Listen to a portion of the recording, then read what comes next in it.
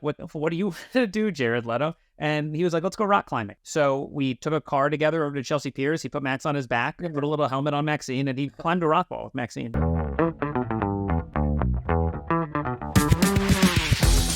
Hey, Brian and Maxine in this case. How are you? Good. We're doing all right. How are you doing?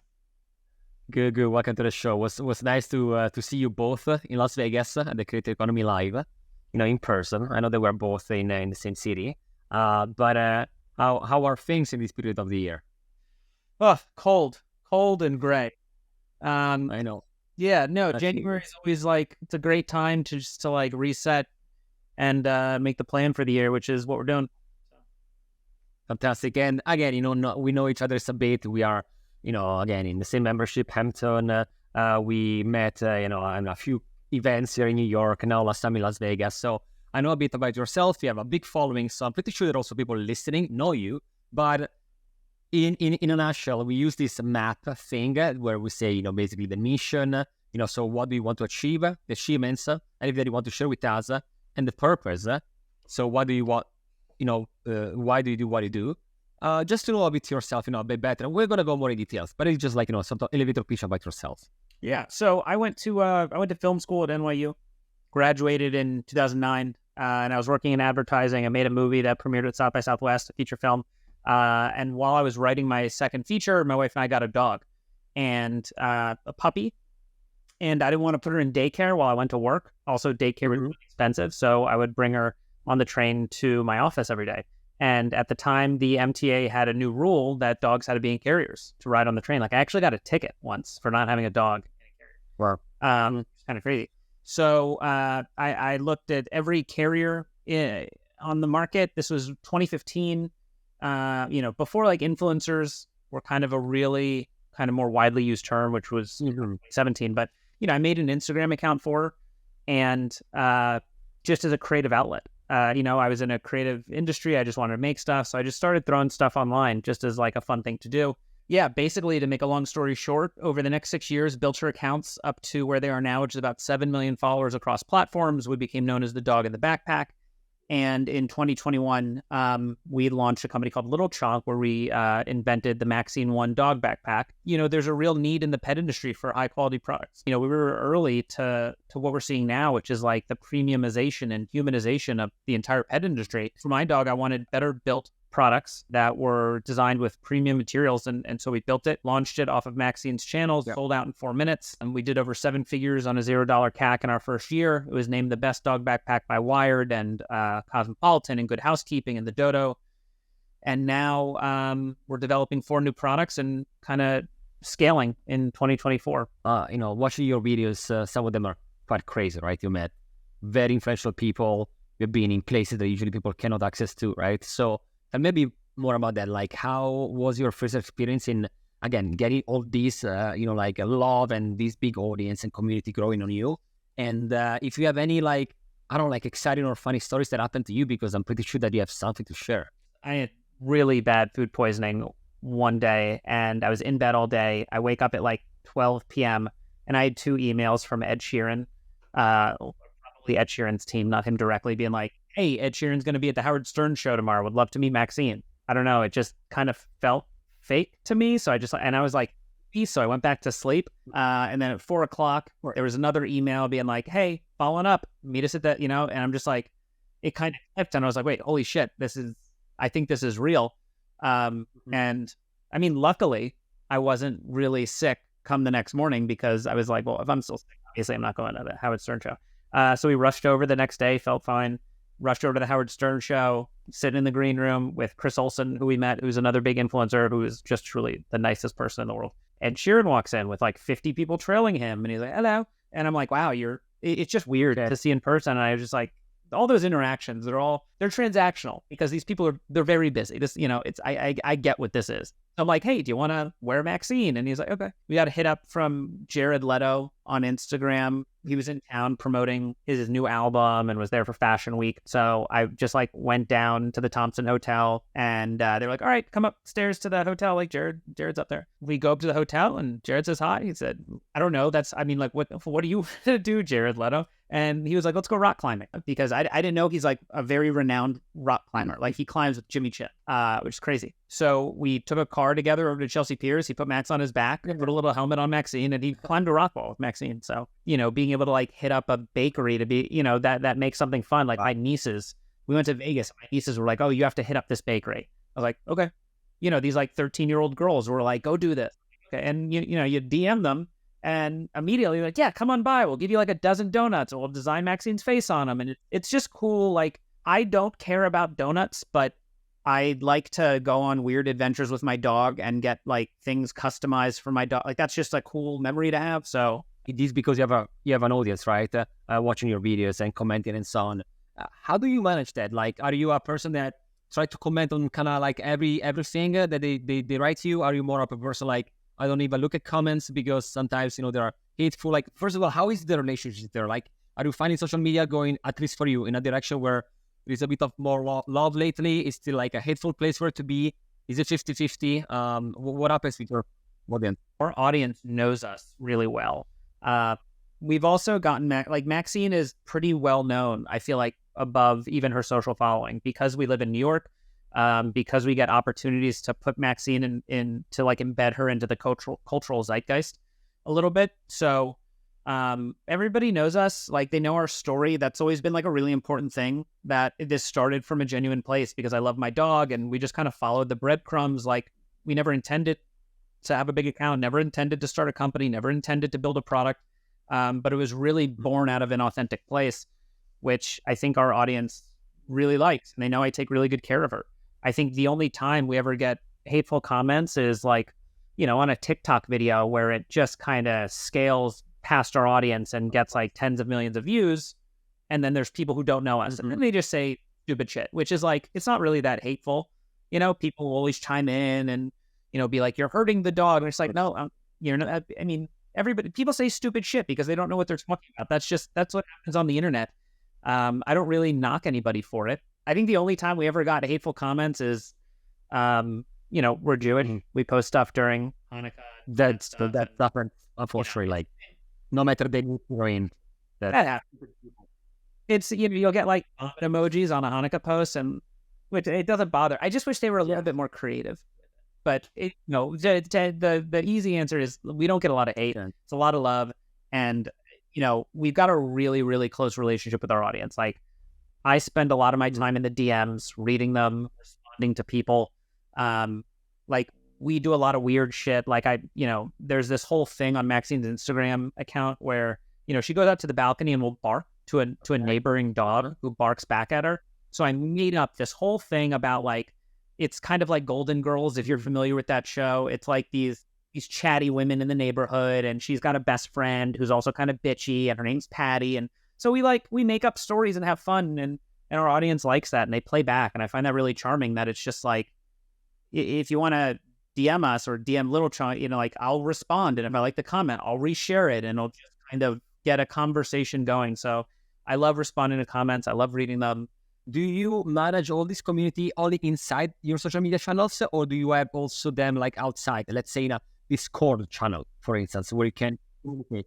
Oh, no. Everything, most of the community and the community engagement is on Instagram.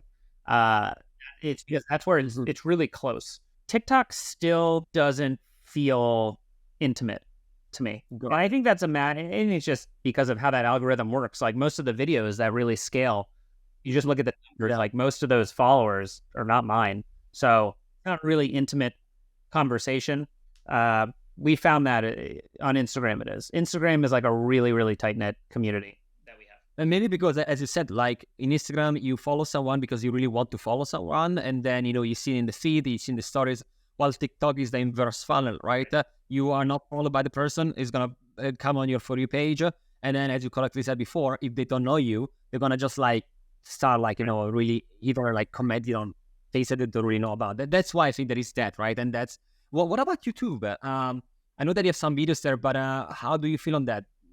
We haven't nurtured YouTube the way that probably it requires. YouTube's a great platform. YouTube is probably like the most solid video platform. We just, it's a time issue. Like, we don't have a team of people. While you mentioned that, I also watched quickly the second 60-second interview that you did, the one would you invest or not, right? I saw with Alex Lieberman, sure. that, right? So, and you said something it was like, when did you want to, decided to be an entrepreneur? Like, you didn't want to be an entrepreneur. You were like, oh, I never wanted something like that, right? But I have responsibilities now. So how was for you this sort of almost forced, right, way to become an entrepreneur? This was never the plan. I did it because I felt I needed to. There's nobody stepping up to the plate to really. I really feel like in the pet industry, it's really hard to trust these brands and these companies making really shitty products. So we did it ourselves. We realized that everybody is just so slow to really put some thought and care and concern into how they're taking care of these pets. I mean, I would die for my dog, and I just want to bring that same passion to everybody else. In the past 6 years, this getting an Instagram channel and being able to quit my job and do this for a living is such a gift. So now it's all about how can we give back to the community and push the pet industry in a new direction that we feel like it should be going. It's really the first time in my life where I've ever truly thought, okay, I can do this better than the person next to me. So that's what we're doing. We're building the Nike for the pet industry. Hello! Is your brand ready to amplify its reach? Well, the Influencer Marketing Factory is here to do just that. We are a global influencer marketing agency helping brands ignite their growth, from influencer identification to campaign strategy, handling legalities and agreements to managing shipping and logistics. We have it all covered. We work with hundreds of brands across different verticals, from Fortune 500 companies to DTC brands. And we don't just stop there. With detailed ROI analysis, we help brands like yours measure success, transforming impressions into actionable conversions. You can find us at the influencermarketingfactory.com or just search the Influencer Marketing Factory on Google. Was there anything else challenging during this journey? Something that if you had to talk with another entrepreneur and they wanted to ask you hey, did you have any challenges and how you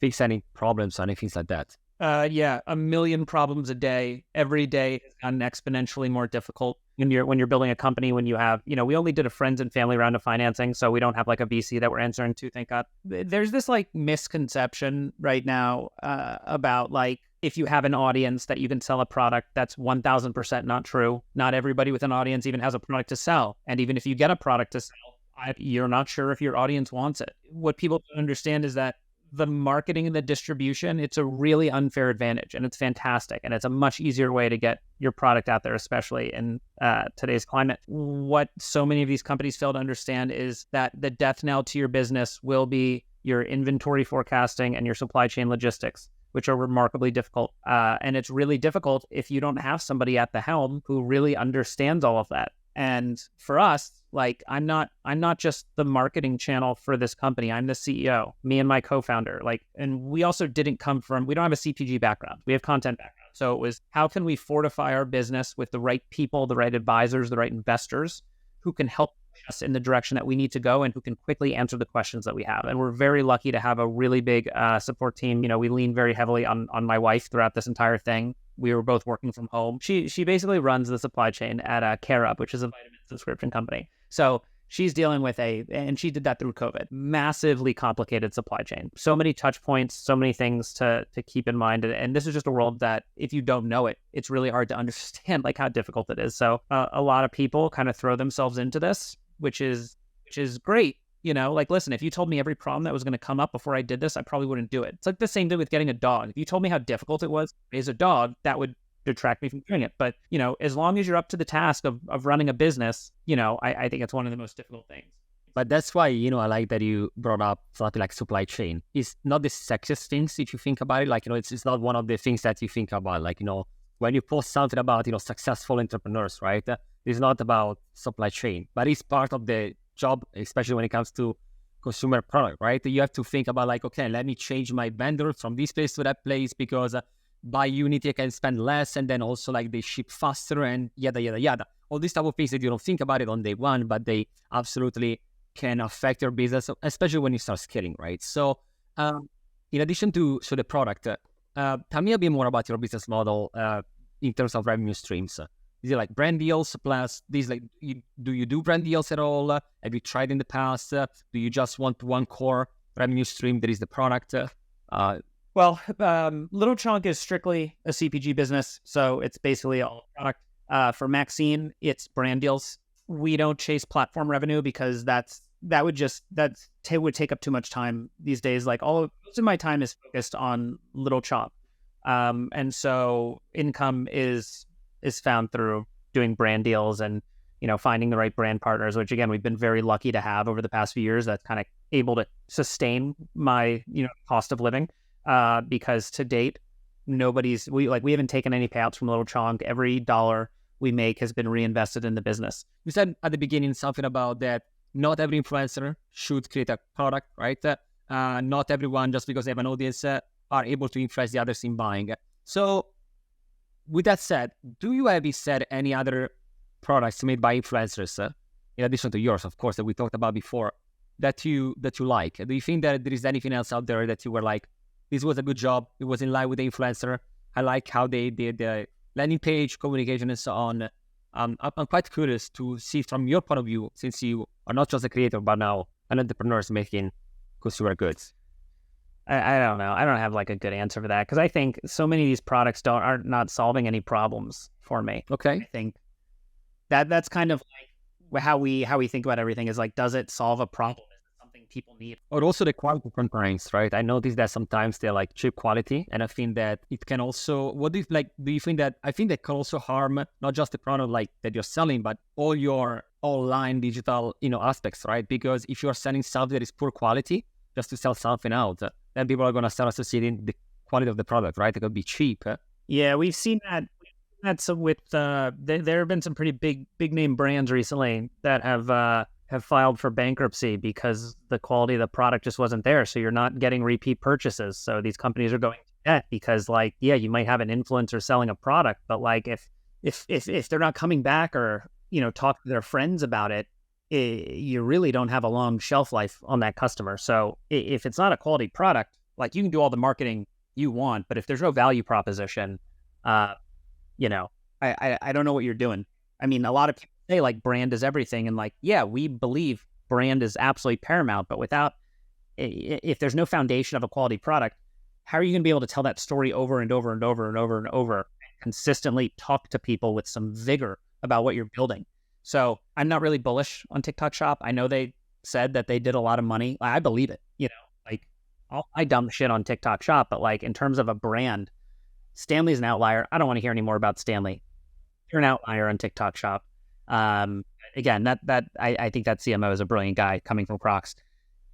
Most of it, I haven't seen the proof in the pudding of brands activating on TikTok Shop. I'm reluctant to get on it. I'll also say that that's probably a mistake, because if you're early to the game and they're really kind of start scaling rapidly, then I think you can see like real growth on TikTok Shop. But it seems like in terms of the products people are building, it's just a race to the bottom. Everybody's trying to go now. Like, let's get it out there now. Oh, we got an influencer. Let's do this now. And I think people are still missing the fundamentals of like, long-term growth. It's really incumbent on the influencers to fortify your company with the people who are really, really invested in building something, if that's your goal. If your goal is just to have a really strong quarter and throw a product out there that you've white labeled, or like, we've got the audience, let's do it. Like, you'll make some money, sure. But then it's like, what's the point other than it just being a fad? Totally, 100%. We discussed about this in the past in other episodes about the importance of like, short term, you get millions of views, whatever, and then long term, like in X amount of years are going to be there. What about your brands and so on? So heavily overrated. Like, that's the fun stuff, man. The rubber meets the road right after. Like, what do you do after that when sales start declining, or when there's like recession? It's like, do you really want to do this? It's hard. It's really hard. We've been very fortunate to have really strong sales and have the distribution platform, but like, there are still days where I think like one thing could just like end it, and then you just want to like fall back on like making content. It's really difficult. So I would say for anybody who wants to build something, just solve a problem and be convicted, and just know that like launch is really fun, but the weeks following launch are absolutely brutal. That's when you really have to figure out, how do you sustain growth without like constantly dumping money into a paid media strategy. Thank you for being so transparent on that. I really appreciate it between entrepreneurs. Not that many people talk about the behind the scenes. So thank you for that, Bryan. And Maxine, that is not in the screen with us anymore, but he's sent back. Amazing. always is always with you all day in the room when you work from home. It's like my shadow. She follows me everywhere. Perfect. Love to see that. Bryan, thank you so much again for joining us today. Yeah, thanks for having us. This was the Influence Factor by the Influencer Marketing Factory, and I'll see you next week.